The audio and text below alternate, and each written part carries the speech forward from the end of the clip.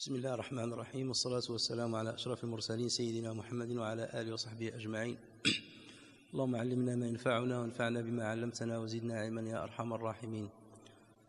Aujourd'hui, nous allons passer à une autre sourate, à savoir sourate Al-Qadr, qui est la 97e sourate dans l'ordre des sourates qu'on retrouve aujourd'hui dans le Mus'haf. Alors dans cette sourate, Allah Azza wa Jalla dit, Bismillah ar-Rahman ar-Rahim, Inna anzalnahu fi laylatil qadr, wa ma adraka ma laylatul qadr, laylatul qadri khayrun min alfi shahr, tanazzalu al-malaikatu war-ruhu fiha bi'idhni rabbihim min kulli amr, salamun hiya hatta matla'il fajr. Nous l'avons certes fait descendre pendant la nuit d'Al-Qadr, et qui te dira ce qu'est la nuit d'Al-Qadr? La nuit d'Al-Qadr est meilleure que 1000 nuits, que 1000 mois. Durant celle-ci descendent les anges ainsi que l'esprit, par permission de leur Seigneur pour tout ordre, et les paix et salut jusqu'à l'apparition de l'aube. Alors comme d'habitude, on va commencer par la carte d'identité de cette sourate. Et on commence d'abord par les titres qui lui ont été donnés. Le premier titre par lequel elle est le plus connue, c'est Sourate Al-Qadr. Sourate Al-Qadr, en référence justement à ce sujet très important et à cette nuit très importante et qui va être répétée 3 fois dans cette sourate.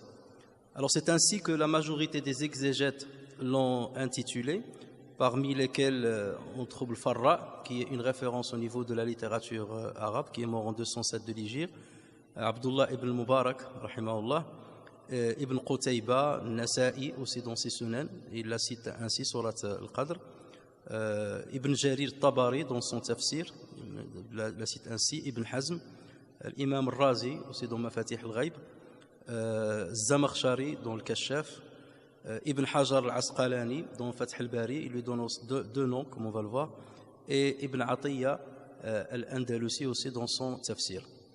Le deuxième titre qui a été donné à cette sourate, c'est Sourate Inna anzalnahu, en faisant référence aux 2 premiers mots du premier verset. Et on a vu que c'est souvent le cas dans toutes les sourates, on reprend la première phrase, soit tout le verset, ou on reprend seulement la première phrase, ou une phrase complète du premier verset. Donc on l'a intitulé Sourate Inna anzalnahu, nous l'avons descendu. C'est le titre qui a été donné par Abd al-Razzaq San'ani dans son tafsir, qui est le cheikh de Ahmed ibn Hanbal, rahimahumullah. C'est le même titre qui a été donné par Nasa'i, par Al-Bukhari, rahimahullah, par Ibn Hajar al-Asqalani. Donc il l'a intitulé une fois Surat Al-Qadr, une autre fois Surat Inna Anzalnahu. Et c'est aussi qui a été donné par Jalal-Din As-Suyuti, rahimahullah. Le troisième titre qui a été donné à cette sourate, c'est Surat Laylatul Qadr. Au lieu de l'appeler Surat Al-Qadr, Surat Laylatul Qadr, Surat la nuit de Al-Qadr. Et c'est ainsi que le Tirmidhi l'a intitulé, ainsi que Ibn Atiyya. Donc Ibn Atiyya l'a intitulé de 2 manières. Donc il l'a intitulé, comme on l'a vu tout à l'heure, donc Surat Al-Qadr, et il l'a intitulé aussi Surat Laylatul Qadr. Il en est de même pour l'imam al-Jassas, rahimahullah, et Ibn Kathir aussi dans son tafsir. Alors concernant la période de révélation, donc là aussi les savants ont divergé sur la période où cette sourate fut révélée. Donc pour certains c'est une sourate mécoise, il a été révélé lors de la période mécoise. Et ceux qui ont choisi cet avis-là, on peut citer Jabir ibn Zayd. Jabir ibn Zayd, c'est un tabi'i qui est né à peu près en 20 de l'Hégire et qui était l'élève de Ibn Abbas, radiyallahu anhuma, et il est mort en l'an 93 de l'Hégire. Alors ce dernier considère qu'elle a été la 25e sourate à être révélée à la Mecque, juste après sourate Abasa, donc chronologiquement parlant, juste après sourate Abasa et juste avant sourate Ash-Shams. Pour d'autres savants tels que Ad-Dahhak, qui est mort en l'an 102 de l'Hégire, ainsi que Al-Waqidi, qui est mort en l'an 207 de l'Hégire, il s'agit d'une sourate médinoise. Et d'ailleurs, même les exégètes, ils divergent. Certains disent, la majorité dit qu'elle est mécoise, et lorsqu'on lit d'autres exégètes, ils disent, la majorité dit qu'elle est médinoise. comme ce qu'on a vu d'ailleurs la dernière fois concernant Surat al-Bayyina. Et là, ça montre bien que ceux qui disent, qui avancent ce genre d'argument n'ont pas peut-être cerné tout ce qui a été dit à son propos, et donc ils pensent que la majorité a dit cela, alors que c'est un peu partagé entre les deux avis. Et d'ailleurs, ce dernier, ça veut dire l'imam al-Waqidi, avance qu'elle a été la première sourate à être révélée après l'immigration. Donc lui, il considère que c'est juste après l'immigration, c'est la première qui a été révélée à Médine. Mais pour d'autres qui considèrent quand même qu'elle est médinoise, ils disent non, qu'elle a été révélée beaucoup plus tard, juste après Surat al-Mutaffifin et avant Surat al-Baqarah, entre al-Mutaffifin et al-Baqarah. Donc vous voyez qu'il y a une grande divergence entre les savants concernant la période de révélation de cette sourate. Alors certains disent que puisqu'elle parle de Laylat al-Qadr qui a un rapport avec le Ramadan, donc c'est plus dans la période médinoise qu'il a été révélé. D'autres se basent sur le caractère numérique de ces versets, puisque ces versets, il y a peu de versets, et ça c'est une des caractéristiques notamment des sourates mécoises. C'est pour cela qu'ils avancent qu'elle est mécoise et non médinoise, d'autant plus qu'elle parle de la révélation du Coran. Alors s'agissant du nombre des versets, là aussi il y a eu divergence entre les différents lecteurs, les grands lecteurs connus, entre ceux qui disent qu'elle est constituée de 5 versets et ceux qui disent qu'elle est constituée de 6 versets. Ça aussi on l'a vu assez souvent, c'est pour cela que le nombre total de versets du Coran, il y a eu une divergence là-dessus, mais la majorité dit qu'en tout cas on dépasse les 6000 versets dans le Coran, et après les savants divergent sur le nombre exact, selon comment on faisait la subdivision. Donc les savants se rapportent sur ce qu'ils ont reçu comme récit concernant le prophète sallallahu alayhi wa sallam et sa lecture, puisque le prophète sallallahu alayhi wa sallam avait l'habitude de s'arrêter à la fin de chaque verset. Et donc c'est selon ce qui leur a été rapporté qu'ils vont considérer que ce verset s'arrête là, ou plutôt il va s'arrêter là. Et c'est là où la divergence peut apparaître selon ce que chacun a reçu comme récit. Donc par exemple, pour les lecteurs de Médine, les lecteurs de Bassora et les lecteurs de Koufa, tous disent que c'est une sourate qui est composée uniquement de 5 versets, comme ce qu'on peut trouver dans le Coran imprimé à Médine, qui est très répandu aujourd'hui. Mais pour les lecteurs de la Mecque, les lecteurs de Cham, il est constitué de 6 versets. En fait, le 4e verset pour le premier, qui est Tanazzalul malaikatu war-ruhu fiha bi'idni rabbihim min kulli amr. Pour les autres, il divise ce verset en 2. Tanazzalul malaikatu war-ruhu fiha bi'idni rabbihim min kulli amr. Il considère que c'est un autre verset. Donc ils n'ont pas rajouté un verset, c'est seulement la subdivision. À quel moment on va mettre le fasila, la séparation? Est-ce que c'est bi'idni rabbihim ou bien à la fin jusqu'à min kulli amr? Ou de bi'idni rabbihim min kulli amr, c'est le verset. Bi'idni rabbihim min kulli amr. Et cela, c'est-à-dire la manière de mettre le fasila à un niveau ou à un autre peut changer la signification du verset, comme on le verra tout à l'heure. Alors maintenant, commençons par le premier verset. Inna anzalnahu fi laylatil qadr. Donc, comme on a dit, les savants divisent le Coran en 10 catégories, s'agissant de ce par quoi il commence, ce par quoi la sourate commence. Ils divisent les sourates en 10 catégories selon ce par quoi il commence. Et ici, on commence avec un khabar, avec une information. Inna anzalnahu fi laylatil qadr.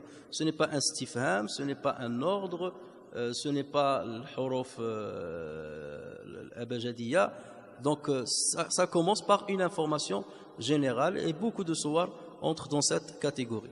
Donc Allah Azza wa Jalla dit, nous l'avons certes fait descendre pendant la nuit d'Al-Qadr. Alors Allah Azza wa Jalla ici, il parle du sujet qui est lui, nous. Il parle du verbe descendre, faire descendre, mais il ne parle pas du complément. Inna anzalnahu. Il utilise directement un pronom, le ha. Alors le ha, à l'unanimité des savants, revient au Coran. Mais Allah Azza wa Jalla n'a pas voulu citer ici le Coran. Il aurait pu dire Inna anzalna al-Qur'ana fi laylatil qadr, ou bien Inna anzalna al-kitaba, ou bien Inna anzalna al-dhikra. Mais là, il n'a pas voulu le citer. Il a dit Inna anzalnahu fi laylati al-qadr.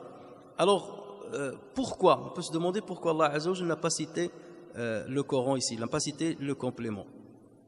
Alors, c'est pour deux choses. La première, c'est pour montrer l'importance du cité, de ce Coran. Il est tellement important qu'il n'y a pas besoin de le mentionner. Il est tellement important qu'il n'y a pas besoin de le mentionner, puisque dans la conscience de chacun, dans l'esprit de chacun, ça ne peut s'agir que du Coran. C'est à l'unanimité, et justement, il n'y a pas eu de divergence là-dessus, sauf on va voir que l'imam Razi, il a donné une signification un petit peu qui diverge avec ce qui a été dit majoritairement. Et cela, on le trouve souvent dans le Coran, où Allah Azza wa Jalla parle d'un sujet, mais il parle pas il parle d'une phrase, mais il cite pas le complément, parce qu'il est évident dans l'esprit de celui qui va lire le verset. Lorsque par exemple Allah Azza wa Jalla dans Surat Al-Waqi'a dit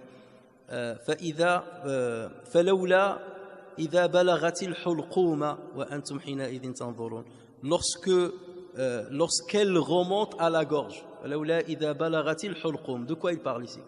Lorsqu'elle remonte à la gorge. Il parle de l'âme, de nafs, lorsque l'âme va sortir. Donc c'est évident qu'il parle de l'âme qui va quitter le corps. Donc lorsque la chose est évidente, donc il occulte sa mention. Ou bien parce que la chose est très importante, elle a une grande importance. Donc Allah Azza wa Jal utilise le pronom sans la citer pour que les gens se disent mais de quoi s'agit-il? Donc on veut chercher c'est quoi? Et donc cette importance-là, donc cette curiosité quelque part va pousser les gens à donner de l'importance à ce qui va se dire après. De plus, lorsqu'on voit l'ordre dans lequel est venue cette sourate, comme on l'a dit souvent, lorsqu'on veut étudier une sourate, il faut toujours voir son sébaq et son lihaq. Son sébaq, ce qui la précède, et son lihaq, ce qui vient après. La sourate qui précède dans l'ordre final du Coran, la sourate qui précède sourate Al-Alaq, c'est laquelle? C'est sourate Al-Qadr. C'est sourate Al-Alaq. C'est sourate Al-Alaq qui la précède. Et celle qui vient après, c'est sourate, qu'on a vu la dernière fois, sourate Al-Bayyina.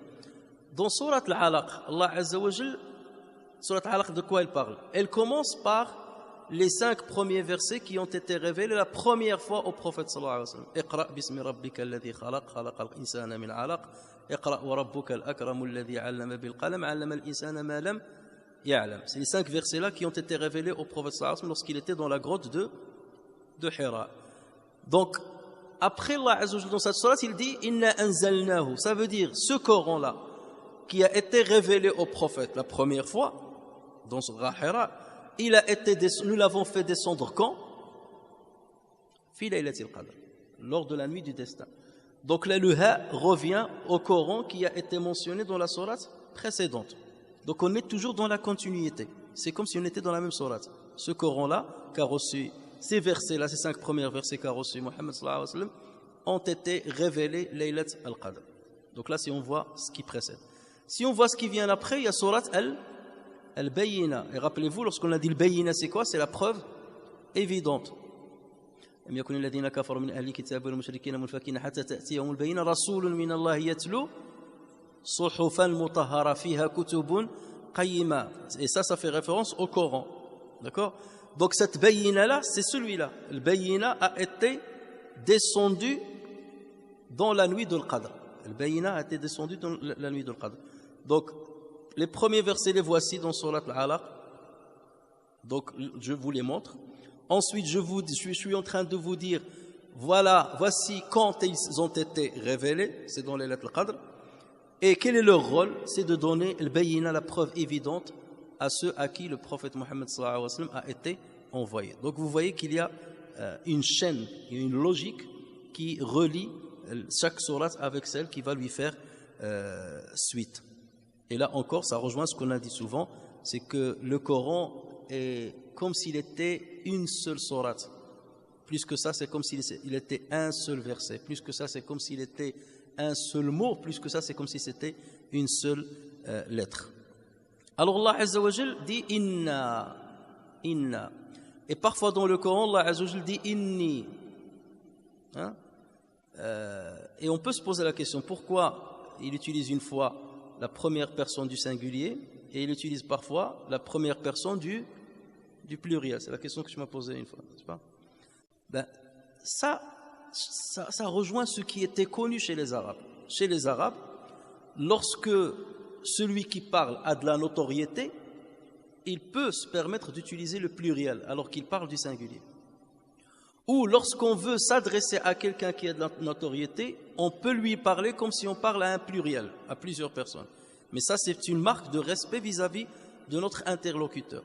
C'est comme en français, lorsqu'on vous voit quelqu'un, c'est parce qu'on lui donne de l'importance. Sauf que en français, on ne trouve pas l'utilisation de la première personne du pluriel pour signifier la gloire de celui qui parle et qui n'est qu'un singulier. D'accord? Mais en aucun cas, on ne peut penser qu'ici, il parle au pluriel. Parce que un chrétien, par exemple, sera toujours tenté de dire, ben, vous voyez, dans le Coran, il parle au pluriel. Ça veut dire qu'ils sont trois, Dieu, le Fils et le Saint-Esprit. Non. La preuve, c'est que dans plusieurs versets, Allah Azza wa Jalla montre qu'il est unique. Et non seulement ça, c'est qu'à chaque fois dans le Coran, et ça vous pouvez le remarquer, qu'Allah Azza wa Jalla parle au pluriel de lui, dans les versets qui suivent, il parle de son unicité d'une manière ou d'une autre. Regardez, lorsqu'Allah Azza wa Jalla dit « Inna a'tainaka » le kawthar, là il a utilisé le pluriel. « Inna a'tainaka al-kawthar » Donc dans l'esprit de quelqu'un, il peut dire, ben là il parle de pluriel, c'est qu'ils sont nombreux, plusieurs divinités. « Fasalli li rabbika » Et là il a parlé au singulier. Prie pour ton Seigneur. Pour lever l'ambiguïté qui peut s'installer dans l'esprit de qui que ce soit. Et dans cette sourate, c'est exactement la même chose. إنا أنزلناه في ليلة القدر وما أدراك ما ليلة القدر ليلة القدر خير من ألف شهر تنزل الملائكة والروح فيها بإذن ربهم singulier بإذن ربهم من كل أمر. Donc toujours lorsque le pluriel est cité, il y a toujours un verset qui va venir pas plus loin pour ce qu'on appelle tqyid, pour montrer qu'il ne s'agit que de l'unique. C'est lui qui parle. Donc l'ambiguïté ne s'installe pas dans votre esprit. Donc Allah Azza wa Jal, donc il peut se permettre de parler au pluriel puisqu'il est le roi par excellence, le majestueux par excellence, et c'est pour cela qu'il utilise le pluriel. Et aussi c'est pour montrer l'importance de ce dont il va parler. Lorsqu'il veut parler de l'importance de ce dont il va parler, il utilise le pluriel. Inna anzalnahu fi laylatil qadr, inna arsalna nuhan ila qawmihi. Donc c'est toujours pour montrer l'importance de ce qui va être cité. Et ici, puisqu'il parle du Coran, et donc il va parler au pluriel. Inna nahnu nazzalna dhikra. C'est pour montrer l'importance du Coran. Là, pareil. Inna anzalnahu fi laylati al-qadr. Alors, on peut se poser aussi une autre question. Inna, c'est une bonne utilisation, mais pourquoi il n'a pas dit nahnu anzalnahu fi laylati al-qadr? Nous l'avons descendu. Nahnu, c'est aussi un terme qui peut s'utiliser ici. Nahnu ou la inna. Ça veut dire à peu près la même chose, de premier abord. Alors, si Allah Azza wa Jalla a dit nahnu, il y a une différence avec inna. Inna est composé de deux mots. N'est-ce pas? Il est composé de inna, sans le alif. Et il y a le alif qui revient à celui qui parle, le mutakallim. Donc, c'est deux mots. Alors que lorsqu'on dit nahnu, là, il s'agit d'un seul mot. Inna, donc lorsqu'on parle de... si on veut subdiviser, donc inna, donc il y a le inna d'abord. Donc inna, comment on l'appelle? Harfu tawkid. Donc c'est une particule d'insistance, de confirmation et d'insistance. Et ensuite, inna, l'alif, il parle de lui. Donc et c'est pour ça que dans la traduction on dit certes nous l'avons descendu, ou là certes nous avons fait descendre. Donc certes là, elle donne la confirmation et l'insistance dans ce qu'il va annoncer comme information. Alors que lorsqu'il avait dit nahnu anzalnahu, ça ne donne pas d'insistance, ça ne donne pas de force à la phrase. Voilà pourquoi l'utilisation de inna est plus appropriée que l'utilisation de nahnu dans ce verset. Alors, l'autre chose, c'est que lorsqu'Allah Azza wa Jalla utilise inna, là, il donne de la valeur à ce qui a été descendu, qui est le Coran. Et lorsqu'Allah Azza wa Jalla dit nous l'avons fait descendre, toujours la descente se fait du haut vers le bas. Et là, il y a un grand débat entre les savants au niveau de l'Aqidah concernant l'élévation de Dieu, parce qu'il y a certains mouvements doctrinaux qui ne reconnaissent pas l'élévation de Dieu, ce qu'on appelle l'ulu Allah Azza wa Jal. Il y a une grande divergence entre les savants, certains s'accusent les uns les autres. Mais toujours est-il que dans cette utilisation-là, inna anzalnahu, donc forcément la descente se fait du haut vers le bas, ce qui montre que celui qui a fait descendre est vers le haut. Il est dans l'élévation. D'accord? Il est dans l'élévation. Donc ça va dans le sens de l'élévation de Allah Azza wa Jal et de cet avis qui prime sur l'autre avis qui dit qu'on ne parle pas d'élévation. Parce que les autres, ils disent que lorsqu'on parle d'élévation, c'est comme si on situe Allah Azza wa Jal par rapport à un espace.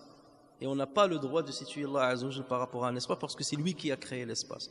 Mais là, bon, comme vous voyez, ça c'est des interprétations qui relèvent un petit peu de la philosophie. C'est pour cela qu'il ne convient pas d'entrer dans ce détail, même si l'intention est bonne, toujours restons sur ce qu'a dit le Coran dans son apparence.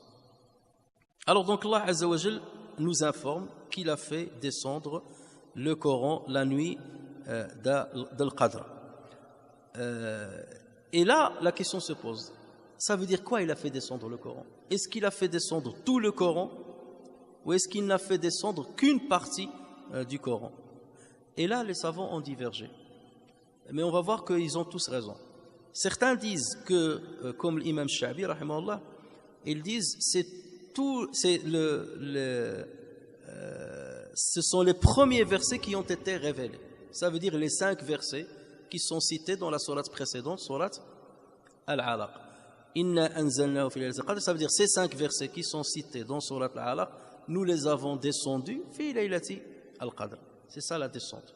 Donc cette descente s'est faite vers la terre et plus précisément au niveau de Ghar Hira où le prophète sallallahu alayhi wa sallam se retranchait. Et bien entendu, c'était Jibril alayhi salam qui lui a transmis ce Coran. Et ensuite, Jibril a continué de faire descendre par ordre de Allah Azza wa Jal les versets au fur et à mesure pendant les 23 ans de la prophétie de Muhammad sallallahu alayhi wa sallam. Ça, c'est le premier avis. Le deuxième avis, et c'est celui notamment de Abdullah ibn Abbas radiyallahu anhuma, dit c'est que la descente, c'est tout le Coran a été descendu fi laylatil qadr. Tout le Coran, complet, tout au début. Ça veut dire la nuit même où le prophète sallallahu alayhi wa sallam allait recevoir les 5 premiers versets. Le Coran était déjà prêt. Il était déjà prêt. Le Coran n'a pas attendu, ou Allah Azza wa Jalla n'a pas attendu que les événements par lesquels le prophète sallallahu alayhi wa sallam va passer aient lieu pour révéler les versets. Le Coran était déjà prêt puisque Allah Azza wa Jalla, avec son savoir, il cerne ce qui va arriver dans l'avenir, avant même qu'il ne crée les cieux et la terre. Donc ce Coran-là a toujours existé, sous cette forme que nous voyons aujourd'hui. Et il a été descendu vers le premier ciel, le jour de Laylatul Qadr, ou la nuit de Laylatul Qadr, et la même nuit, 5 versets de ce qui a été descendu de ce Coran-là ont été révélés au prophète sallallahu alayhi wa sallam. Et ensuite, durant les 23 ans de la prophétie, les autres versets ont commencé à descendre du premier ciel vers la terre. Donc en fait, il y a 2 descentes. La première descente du Coran complet jusqu'au premier ciel, et ensuite la descente progressive des versets coraniques pendant 23 ans. Et donc cet avis-là, quelque part, il englobe le premier avis. Il englobe le premier avis puisque lui-même, il dit les 5 premiers versets ont été révélés la même nuit, mais tout le Coran est descendu au premier ciel. Ceux qui n'adoptent pas cet avis, ils disent, mais lorsqu'on parle de la descente, celui qui écoute, qu'est-ce qui va passer par son esprit? C'est la descente sur terre. Parce que celui qui écoute, il est sur terre. Donc la descente est censée être sur terre. Donc pourquoi parler du ciel? Les autres rétorquent en disant que chez les Arabes, et chez tout le monde d'ailleurs, lorsque par exemple quelqu'un part en voyage lointain, et qu'il rentre, lorsqu'il se rapproche de sa ville de résidence, on dit il est rentré. Par exemple, vous avez voyagé je ne sais pas où, et vous êtes rentré, vous êtes arrivé à hauteur de Pont-à-Mousson, tu arrives, ta famille vont dire, c'est vous, ta famille va dire, ça y est, papa est rentré. Même s'il est encore à Pantamos, il n'est pas encore parvenu jusqu'à chez lui, mais on dit qu'il est arrivé. C'est comme lorsque le prophète sallallahu alayhi wa sallam a accompli l'immigration, il s'est arrêté à Quba. Et Quba, il n'est pas lointain de Médine. Mais on considérait qu'il était rentré à Médine. Tout le monde a considéré qu'il est venu à Médine. Sauf qu'il n'est pas arrivé à le lieu final de son voyage, mais on considère qu'il est déjà à Médine. Donc le fait de dire qu'il est au premier ciel, et sachant que rien que le premier ciel, il est énorme, c'est là où il y a les astres, alors imaginons les autres cieux. Donc le fait qu'il soit parvenu au premier ciel, c'est comme s'il est venu sur terre. Il est proche tout de suite sur terre. Ça, c'est la première réponse. Et la deuxième, comme on considère que les 5 premiers versets ont été révélés le jour même, donc il est descendu au premier ciel et tout de suite après, il est descendu sur terre. Donc lorsqu'il a dit « nous l'avons fait descendre », c'est une descente sur terre aussi. Donc il n'y a pas de contradiction en énonçant ce genre d'avis. Alors, par ailleurs, on sait très bien que Laylat al-Qadr se situe dans quel mois? Le mois du Ramadan. Comment on le sait? Comment on sait parce que le Coran a été descendu le mois du Ramadan, parce que le Coran lui-même le précise. Shahru Ramadan alladhi unzila fihi al-Qur'anu bayyinatin min al-huda. Shahru Ramadan alladhi unzila fihi al-Qur'anu hudan lin-nasi wa bayyinatin min al-huda wal-furqan. Lui-même il annonce que c'est le mois du Ramadan au cours duquel le Coran a été descendu comme guide pour les gens et preuve claire de la bonne direction et du discernement. Donc en faisant le lien, le Coran lui-même annonce qu'il a été révélé pendant le mois du Ramadan, et Allah Azza wa Jalla annonce qu'il a été descendu dans la nuit de l'Qadr, donc la nuit de l'Qadr ne peut se situer que pendant le mois du Ramadan. C'est pour cela que l'avis de Abdullah ibn Mas'ud, lui, il dit Laylat al-Qadr se trouve dans toute l'année. C'est parmi les avis un peu marginaux de Abdullah ibn Mas'ud. Laylat al-Qadr, il dit, il se trouve dans toute l'année, et tu peux la chercher dans toute l'année. Et beaucoup ont critiqué cet avis, mais certains ont essayé de comprendre ce que voulait dire Ibn Mas'ud radiyallahu anhu, c'est qu'il voulait dire quand tu ne te limites pas seulement à la rechercher pendant Ramadan, ce n'est que Ramadan où tu vas veiller toute la nuit. Veiller la nuit, ça se fait tout au long de la nuit. Et ça rejoint un petit peu ce qu'a dit un grand adorateur. Il a dit Kullu layalina laylatu qadrin walhamdulillah. Toutes nos nuits sont des nuits de l'Qadr walhamdulillah. Ça veut dire on passe toutes les nuits à veiller et à prier, comme si c'était Laylat al-Qadr. Kullu layalina laylatu qadr. Donc c'est ce que voulait dire Ibn Mas'ud, c'est d'inciter les gens à prier pendant toute l'année, comme s'ils étaient en train de chercher Laylat al-Qadr dans l'année toute entière et ne pas attendre, être calculateur et attendre seulement le mois du Ramadan. Donc cette explication-là permet de ne pas remettre en cause la parole de Ibn Mas'ud radiyallahu anhu, parce que ce genre de détails ne peut pas échapper à un compagnon de sa grandeur et de sa stature. Alors, il est fort probable, d'après les savants, que les musulmans, avant la révélation de cette sourate, ne connaissaient pas que cette nuit-là s'appelait Laylat al-Qadr. C'est Allah Azza wa Jalla qui lui a donné ce nom-là dans cette sourate-là. C'est là où Allah Azza wa Jalla leur a montré l'importance de cette nuit. Après, on diverge entre ceux qui disent cette nuit a toujours existé et elle avait toujours de la valeur auprès de Dieu. Et Allah Azza wa Jalla l'a choisi pour y descendre le Coran au cours d'elle.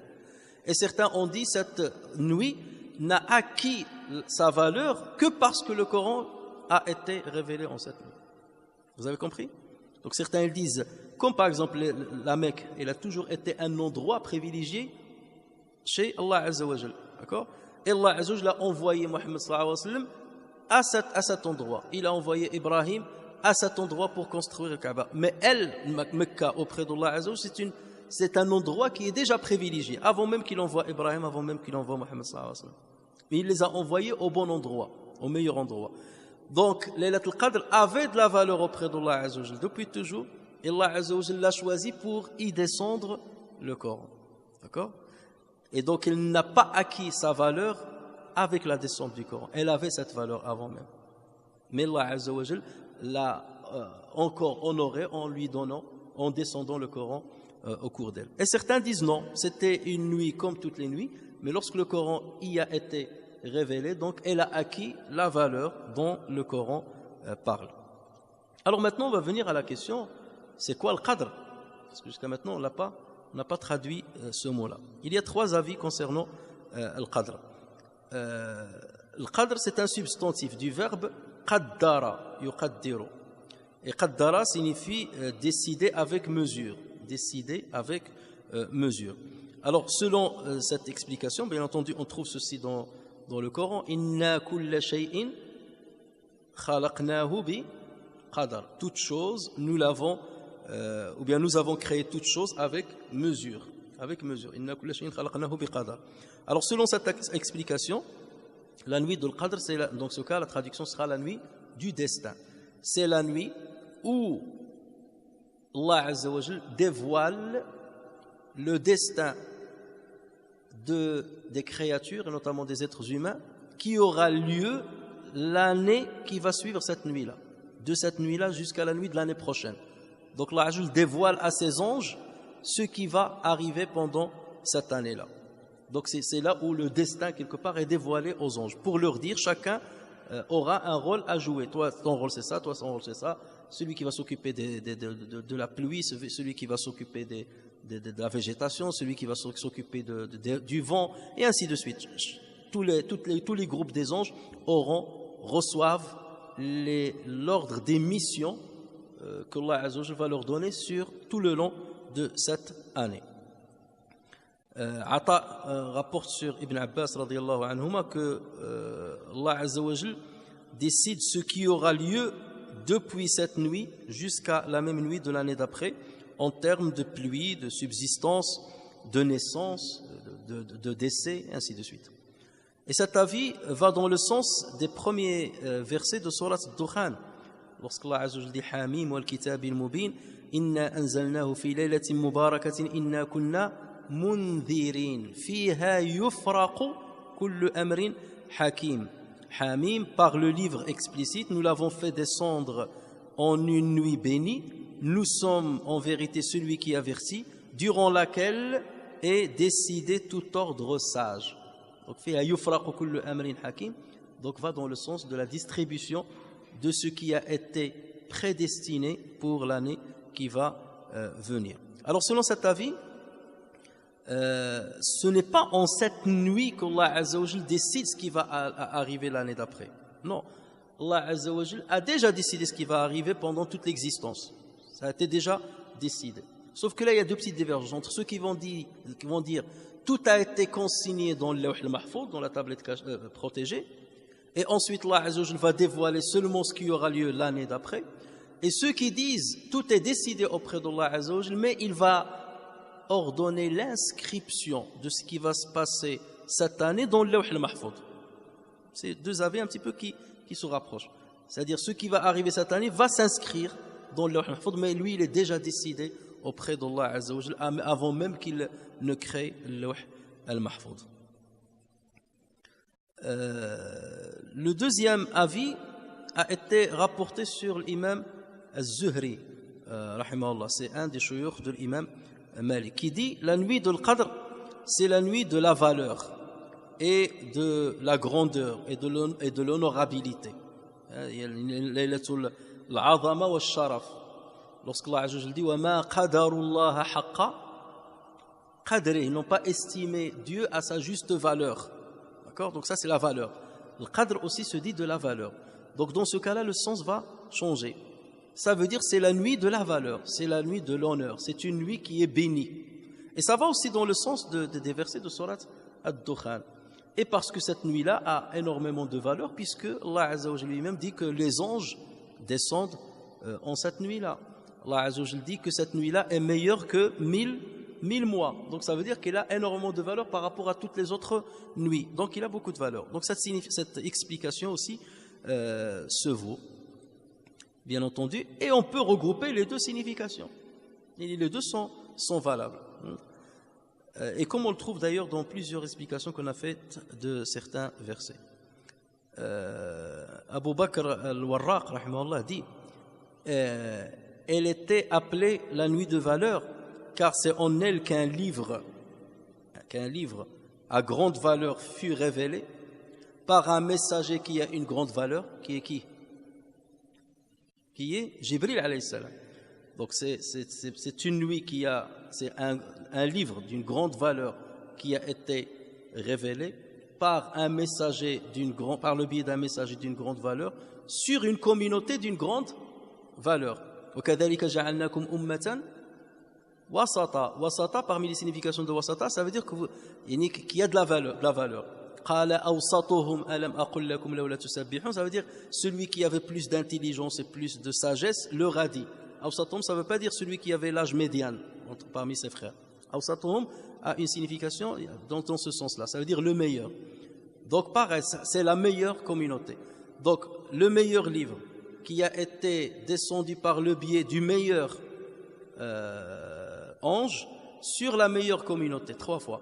Et il dit, c'est pour cela, l'imam al-Warraq, il dit, c'est pour cela que Laylat al-Qadr a été mentionné 3 fois dans cette sourate. Inna anzaynahu fi laylatil qadr wa ma adraka ma laylatul qadr, laylatul qadri khayrun min alfi shahr. Il a été cité 3 fois pour ces 3 grandes valeurs. Mais bon, ça c'est seulement un avis. On peut rajouter que le prophète aussi, sallallahu alayhi wa sallam, a une grande valeur. Donc dans ce cas, on aura 4, puisque c'est lui qui a reçu, avant que sa communauté ne le reçoive, c'est lui qui a reçu le Coran. Il y a un 3e avis qui dit que le qadr signifie la restriction. La restriction au niveau de la subsistance. Lorsqu'Allah Azza wa Jalla, par exemple dans le Coran, dit لِيُنْفِقْ ذُو سَاعَةٍ مِنْ سَاعَتِهِ. Celui qui a beaucoup d'argent, qu'il dépense de la largesse qu'Allah Azza wa Jalla lui a donnée au niveau de son argent. لِيُنْفِقْ ذُو سَاعَةٍ مِنْ سَاعَتِهِ وَمَنْ قُدِرَ عَلَيْهِ رِزْقُهُ. Man qudira, c'est ça qui fait référence au qadr. وَمَنْ قُدِرَ عَلَيْهِ رِزْقُهُ فَلْيُنْفِقْ مِمَّا أَتَاهُ اللَّهُ.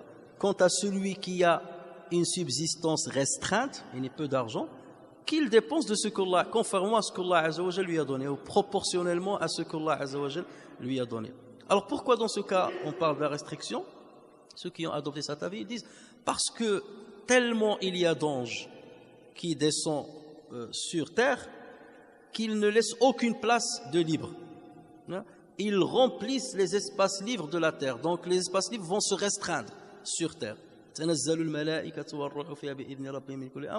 Donc c'est la nuit de la restriction de l'espace qui est vide et qui était inoccupé par des anges. Donc vous voyez aussi que cette explication-là se vaut. Donc 3 explications, c'est la nuit du destin, c'est la nuit de la valeur, c'est la nuit de la restriction de l'espace libre. Maintenant, comme je vous avais dit tout à l'heure, Imam Razi, rahimahullah, Al-Fakhr Razi, il a donné une autre explication de ce verset-là. Au lieu de dire Inna anzalnahu fi laylatil qadr, nous avons fait descendre le Coran dans la nuit de Qadr, on peut lire ce verset autrement. Inna anzalnahu fi laylatil qadr. Fi ici ne signifie pas le moment.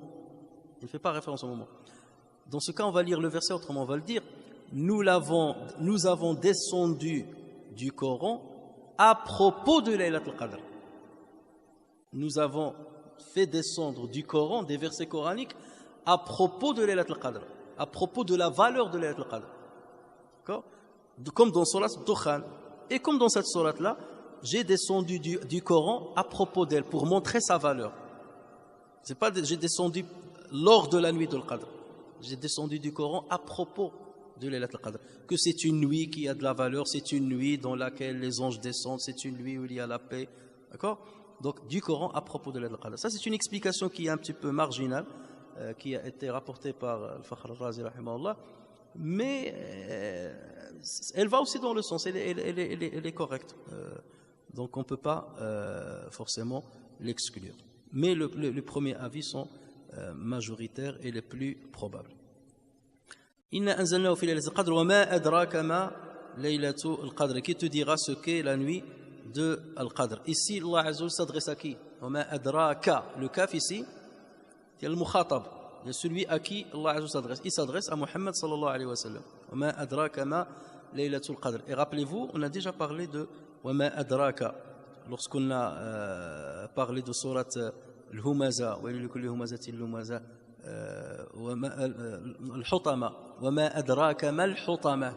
On a dit que lorsqu'Allah Azza wa Jalla veut montrer l'importance d'une chose, il dit wa ma adraka. Ou pareil, lorsque on a parlé de surat al-Qari'a, al-Qari'a thumma al-Qari'a, wa ma adraka ma al-Qari'a, wa ma adraka ma hiya. Donc on a déjà vu ça. Donc là aussi, Allah, pour montrer la valeur de Laylat al-Qadr, il dit wa ma adraka ma Laylat al-Qadr. Qui te dira ce qu'est la nuit de al-Qadr? Tu n'as aucune connaissance de sa valeur. Il n'y a que moi qui puisse te mettre au courant de la valeur que je lui ai accordée, de la valeur qu'elle requiert. Donc ça attire la curiosité, l'attention de celui qui entend le verset. Donc c'est quoi sa valeur? Ça doit être une valeur immense et grande. وَمَا أَدْرَاكَ مَا لَيْلَةُ الْقَدْرِ لَيْلَةُ الْقَدْرِ خَيْرٌ مِنْ أَلْفِ شَهْرٍ. La nuit de l'Qadr est meilleure que 1000 mois.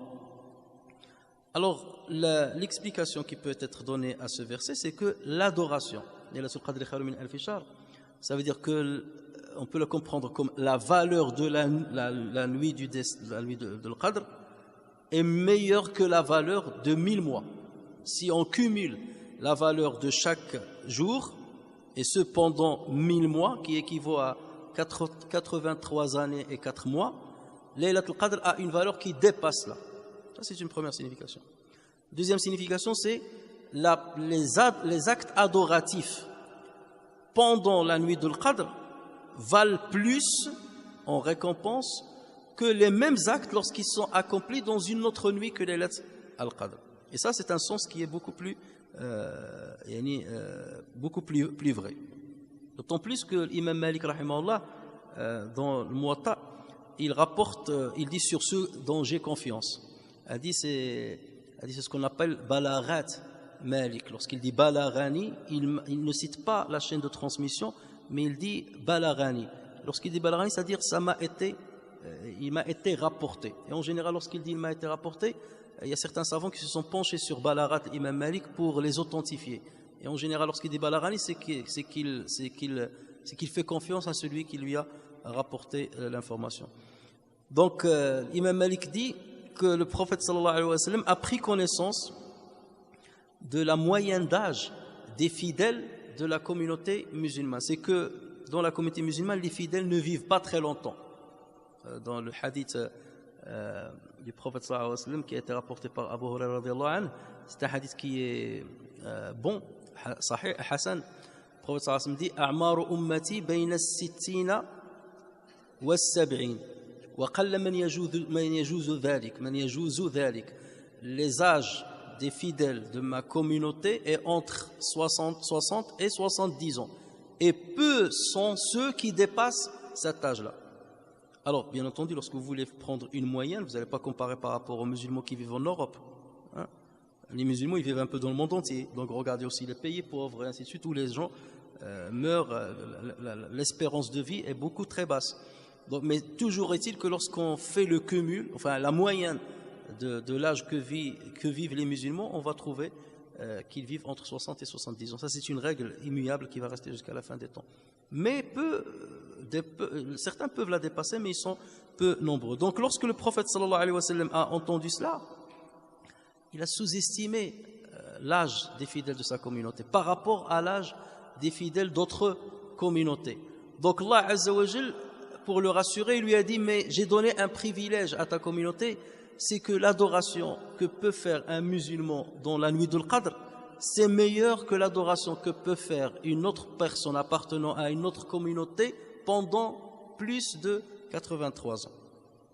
Donc quelque part, j'ai contrebalancé cet inconvénient apparent par le fait d'augmenter la valeur de Laylat al-Qadr et la valeur des adorations qui vont y être accomplies. Et ce qui compte bien entendu dans notre vie sur terre, c'est pas combien j'ai vécu. رب عمر قلت أمداده قل أمده واتسعت أمداده. Il se peut que dans une vie, la longévité est courte, elle est petite, mais les apports sont énormes.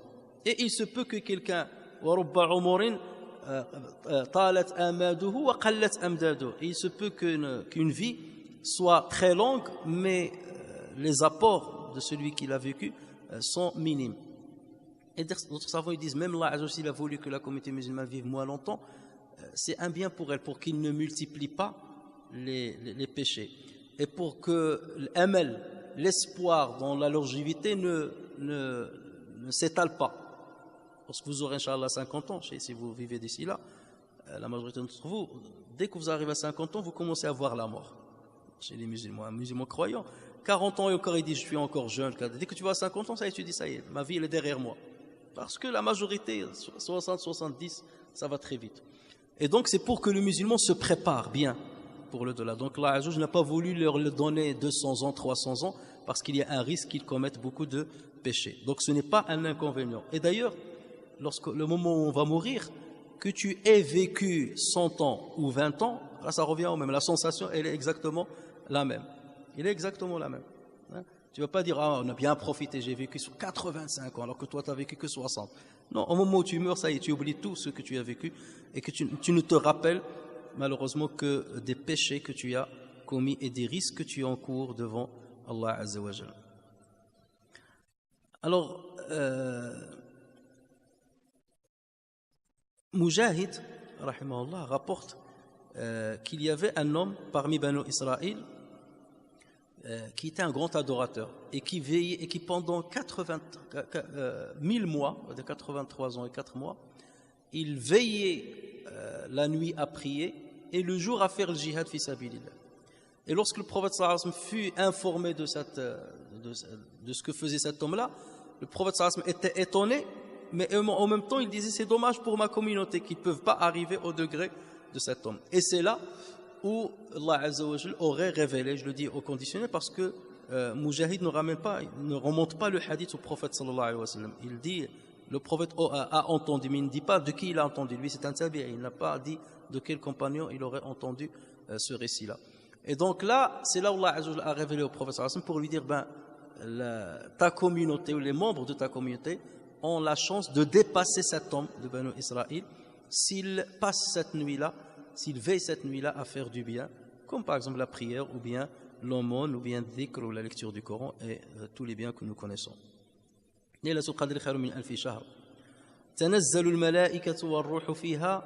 je vais aller un peu plus vite pour qu'on termine cette sourate aujourd'hui. Durant celle-ci, descendent les anges ainsi que l'esprit par permission de leur Seigneur pour tout ordre. Alors, je vais le faire d'une manière télégraphique. Les anges descendent en grand nombre sur terre. Parmi eux, il y a Ar-Ruh. Ar-Ruh ici, c'est Jibril alayhi salam. Il n'y a pas unanimité là-dessus, mais ça, c'est l'avis le majoritaire. Alors, pourquoi les anges, ils descendent? Alors là, les savants, beaucoup en disent. Certains disent, les anges, lorsqu'Allah a voulu créer l'être humain, les anges, ils ont un petit peu protesté. Pas protester dans le sens où cet être humain,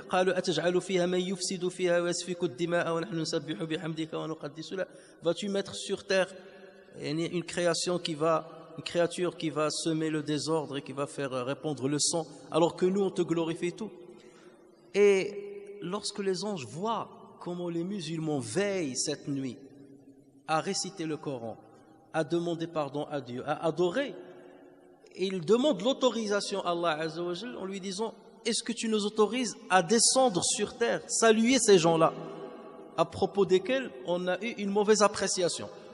Là on pensait qu'ils vont faire que du mal, et là les voici, les mosquées sont remplies pendant le mois du Ramadan, les gens jeûnent pendant la journée, ils veillent pendant la nuit, ils lisent le Coran. Donc c'est extraordinaire. Donc on s'est trompé sur leur sort.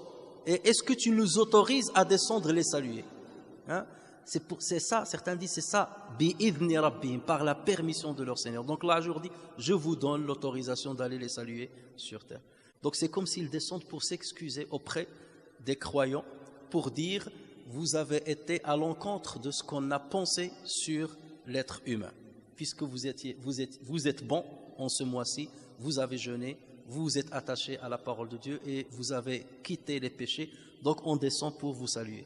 Imaginez si vous mettez ça dans votre esprit pendant le Ramadan, que les gens descendent pour te saluer.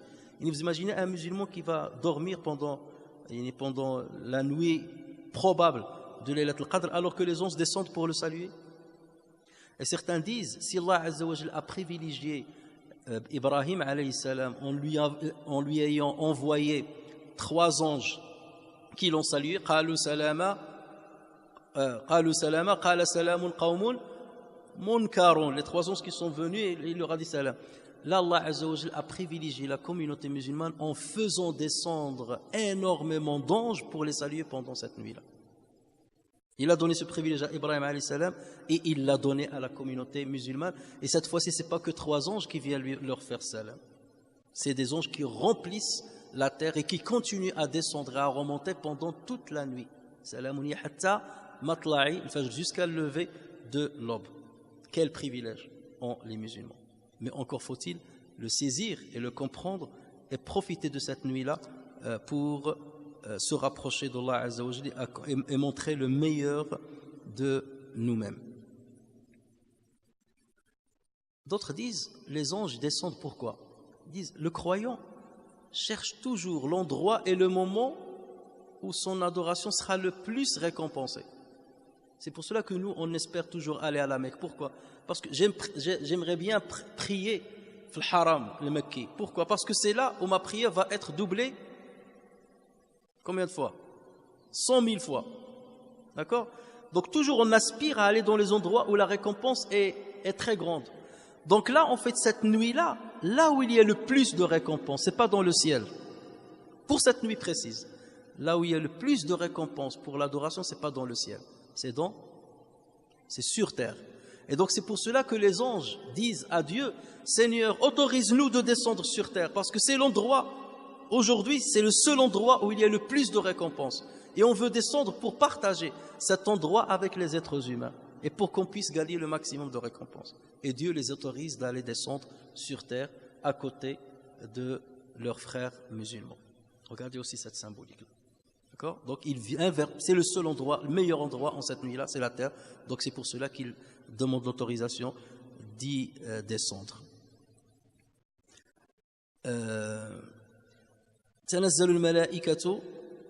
Et donc, ou d'autres disent, Allah Azza wa Jal nous informe qu'il fait descendre les anges. Pourquoi? Pour que nous soyons les plus parfaits dans notre adoration. Lorsque toi tu fais la prière tout seul, il y a une manière de la faire, n'est-ce pas? Lorsque tu as quelqu'un à côté de toi, est-ce que tu vas la faire de la même manière? Non, tu vas la faire mieux. Imagine maintenant qu'à côté de toi, c'est un savant qui vient, un grand savant, qui vient et qui prie à côté de toi. Là, tu vas faire très attention. Là, tu vas montrer le meilleur doucement parce qu'il est à côté de moi, donc je vais faire. Et tu sens une motivation et tout. Donc, Allah Azza wa Jal, pour donner de sa bénédiction aux croyants, il leur dit, je vous fais descendre les anges pendant toute cette nuit-là pour que vous ayez le courage de veiller cette nuit-là. Et c'est pour ça, celui qui va aller dormir, je vais me reposer, il n'a rien compris.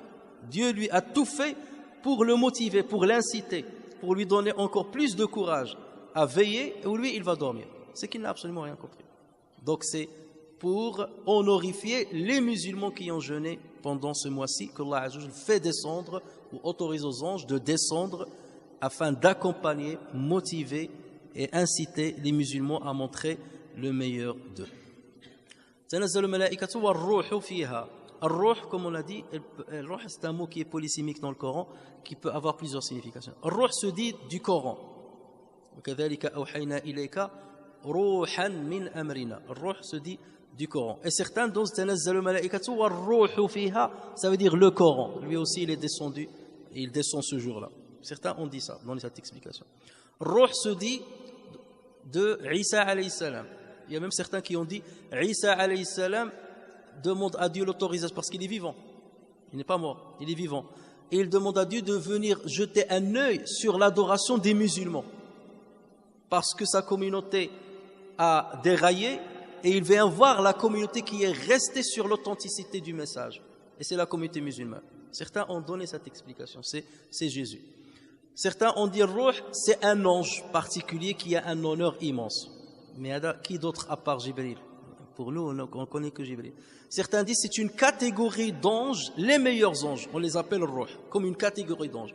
Les meilleurs anges descendent sur terre ce jour-là. Ça va dans le sens. De toute façon, si on dit que Jibril lui-même descend, raison de plus que les autres descendent, n'est-ce pas? Parce que Jibril fait partie des meilleurs anges et Allah Azza wa Jalla n'a cessé de le citer dans le Coran. Certains disent Ruh, c'est la miséricorde de Dieu. Ainsi que la miséricorde de Dieu. Et là, il se réfère au verset dans lequel Allah Azza wa Jalla dit La tay'asu min rawhillah. Donc, c'est Ruh, ils l'ont rapporté à Ruh. La tay'asu min rawhillah, donc tanazzalu malaikatu, ainsi que la miséricorde de Dieu. Mais l'avis le plus probant, le plus majoritaire, c'est que Ruh ici, c'est Jibril alayhi salam. On peut dire, dans le Coran, parfois Allah Azza wa Jalla cite les anges et ensuite le Ruh. Et parfois il cite le Ruh et ensuite les anges. Yawma yaqumu ar-ruhu wal malaikatu saffan. Ici il commence par Ruh, par Jibril. Yawma yaqumu ar-ruhu wal malaikatu saffan la yatakallamun. Mais dans plusieurs autres versets, il commence par les anges, hein, et ensuite Jibril. Pourquoi?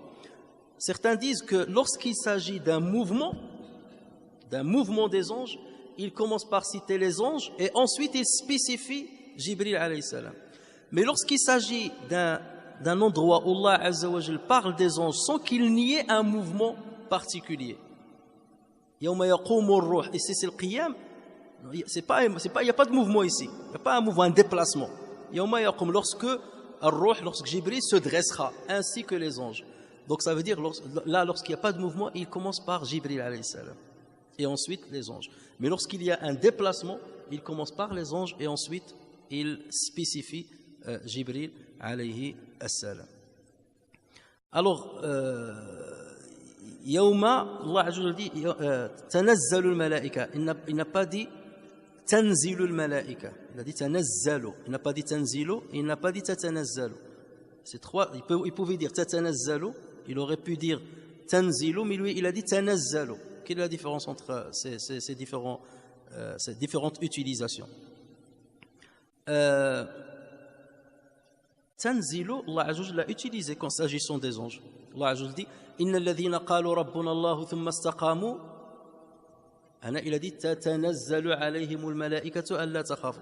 Ceux qui ont dit Allah est notre Seigneur et ensuite ils ont montré de la rectitude, les anges descendent sur eux pour leur dire la takhafu, n'ayez pas peur, wa la tahzanu, ne soyez pas affligés. Cette descente, elle se fait quand? Elle se fait au moment de la mort.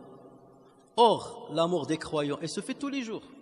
Donc la descente des anges, pour ce genre de croyants, ceux qui ont ce profil-là, elle se fait toute l'année. Donc dans ce cas, puisqu'il se fait toute l'année, il a utilisé tatanazzalu. Tatanazzalu. Donc il a rajouté ici le ta. Mais s'agissant de la descente des anges lors de Laylatul Qadr, il n'y a qu'une seule Layla dans l'année. Il n'y a qu'une seule nuit dans l'année. Dans ce cas, il a enlevé un ta.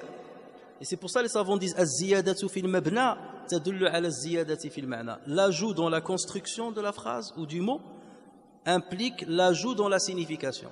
Donc lorsqu'il a dit tatanazzalu, ça veut dire qu'il y a une descente toute l'année. Tanazzalu, ça veut dire qu'il y a une descente une fois par an. C'est une descente spéciale et spectaculaire en cette nuit bien précise. Et l'autre chose, c'est que pourquoi il n'a pas utilisé tanzilu. Donc là, c'est la différence entre tatanazzalu et tanazzalu. Il aurait pu dire aussi tanzilu. S'il a dit tanzilu, ça veut dire que la descente se fait d'un seul coup. Tanzilu al-malaikatu, ça veut dire qu'elle descend d'un seul coup. Ce qui est impossible. Pourquoi? Parce qu'Allah Azza wa Jalla dit, le prophète sallallahu alayhi wa sallam dit dans un hadith, le ciel risque d'exploser. Et on peut comprendre qu'il risque d'exploser parce qu'il n'y a pas un endroit sans qu'on y trouve un ange qui est prosterné ou qui est en train de prier. Alors imaginez le ciel qui est beaucoup plus grand que la terre, et il n'y a pas un endroit sans trouver un ange qui est en train de prier. Vous imaginez sur terre, est-ce que ces anges-là peuvent descendre tous sur terre d'un seul coup?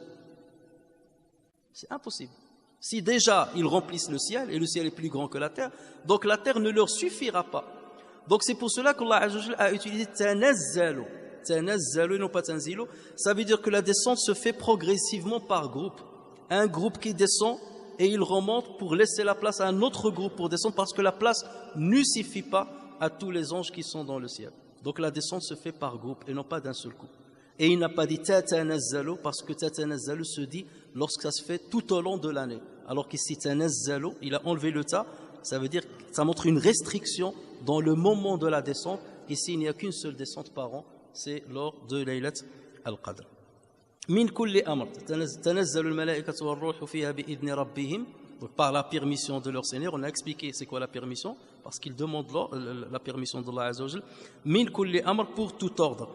Alors là aussi, les savants ont divergé pour expliquer ça veut dire quoi min kulli amr. Certains disent que chaque ange descend cette nuit-là pour réaliser, avec l'ordre qu'Allah Azza wa Jal lui a donné, et qu'il doit réaliser pendant cette année-là, puisque c'est dans cette année-là, l'année qui va suivre, puisque c'est dans cette année-là, on a dit qu'Allah Azza wa Jal a distribué ce qui a été prédestiné pour tout le monde en cette nuit-là. Donc chacun descend pour saluer bien entendu les croyants, et avec lui il y a la mission qui lui incombe pendant l'année qui va venir. Bi'idhni rabbihim min kulli amr, tanazzalu min kulli amr, avec l'ordre qu'Allah Azza wa Jal lui a donné. Ça, c'est une explication qui a été donnée. Et certains disent qu'ils descendent par la permission de Dieu qui est de tout ordre. Tanazzalu malaikatu war-ruhu fiha bi'idhni rabbihim min kulli amr. Min kulli amr revient à Dieu, à Rabbihim. Rabbihim, ça veut dire c'est lui qui gère toutes choses. Rabbihim, qui est de tout ordre, qui décide de toutes choses.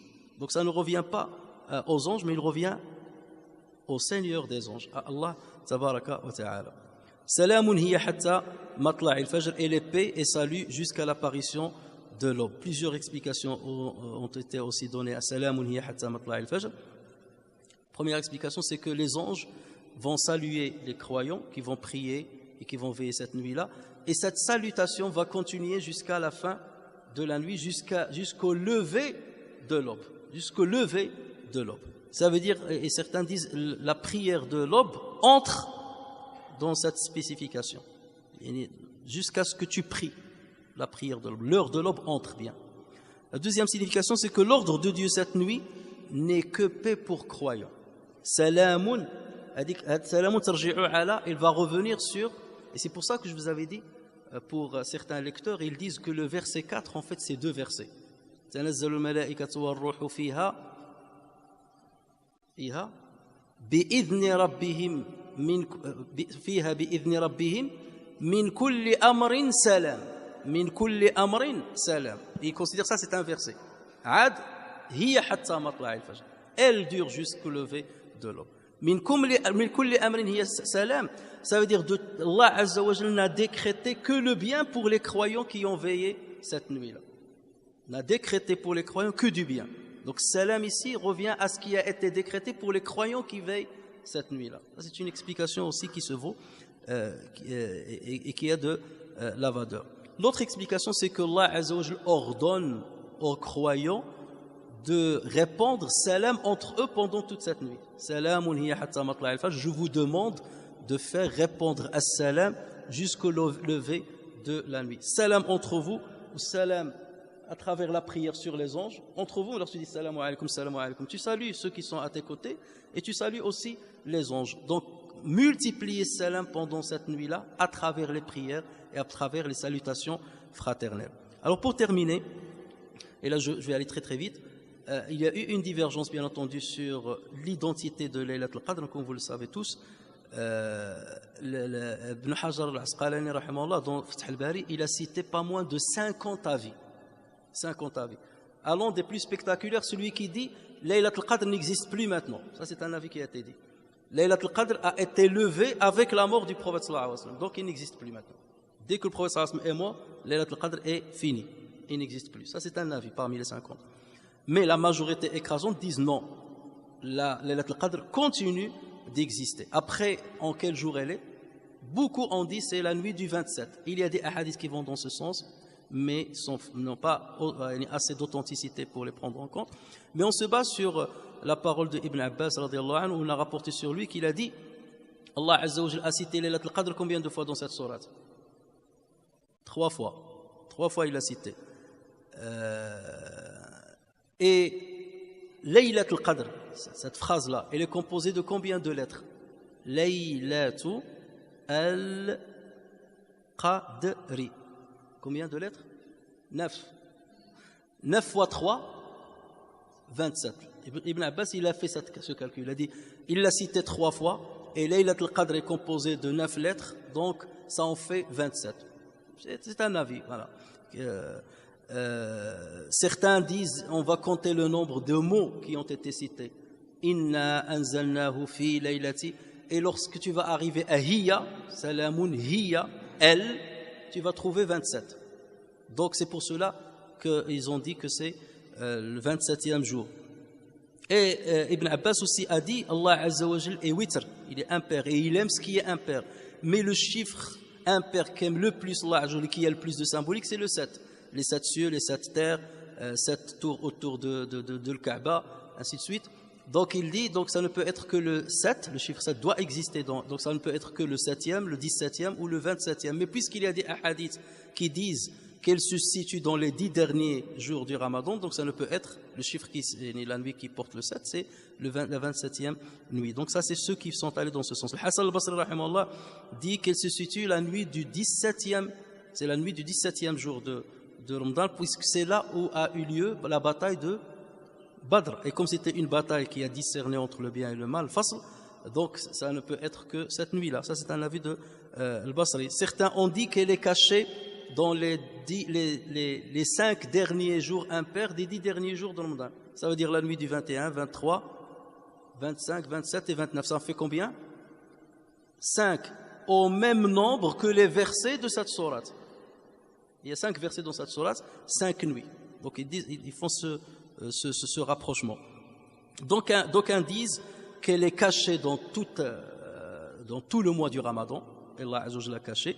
Certains disent qu'il l'a cachée seulement dans les 10 derniers jours et dans les jours impairs. Comme Allah Azza wa Jalla a fait pareil pour son nom glorieux, comme il l'a fait pour l'heure où il exauce les vœux pendant la journée du Ramadan, comme il l'a fait pour le jour de notre mort de chacun de nous, pour que chaque croyant continue d'œuvrer bien comme il le faut et ne soit pas calculateur. Donc c'est pour que le musulman s'active pendant tout le mois de Ramadan, ou du moins les 10 dernières nuits, ou du moins les 10 dernières nuits impaires, afin de coïncider avec elle. Et ça c'est de rahmat d'Allah Azza wa Jalla, comme Allah Azza wa Jalla a caché la prière médiane, la salat al-wusta, même si les savants, la majorité dit que c'est salat al-asr, les malikites disent que c'est salat al-subh, et il y a un avis qui a regroupé entre les deux avis où ils disent que dans un hadith, le prophète sallallahu alayhi wa sallam authentique a dit que c'est salat al-asr, mais après ce hadith ça a été abrogé.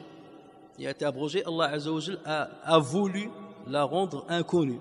Et là aussi il y a énormément d'avis qui ont été donnés pour expliquer ce qu'est la prière médiane. Et il y a l'avis aussi spectaculaire qui a été rapporté sur Ibn Mas'ud radhiyallahu anhu, qui dit qu'il est dans l'année, toute l'année, mais on vous a expliqué tout à l'heure que c'est pas comme ça qu'il faut comprendre la parole de Ibn Mas'ud radhiyallahu anhu. Toujours est-il, pour terminer, c'est que le croyant doit savoir la valeur de cette nuit-là. Donc là, Allah s'est focalisé sur la nuit et non pas sur le Coran, puisque le Coran va se focaliser sur son importance dans Surat Al-Bayyina et sur les premiers versets dans Surat Al-Alaq. Mais ici, il parle de la nuit qui a été bénie par la descente de ce Coran. Voilà pourquoi le musulman doit donner de l'importance à ce Coran pendant ce mois béni, à travers la prière, à travers la méditation, à travers la lecture, la récitation et à travers l'étude surtout de ce Coran.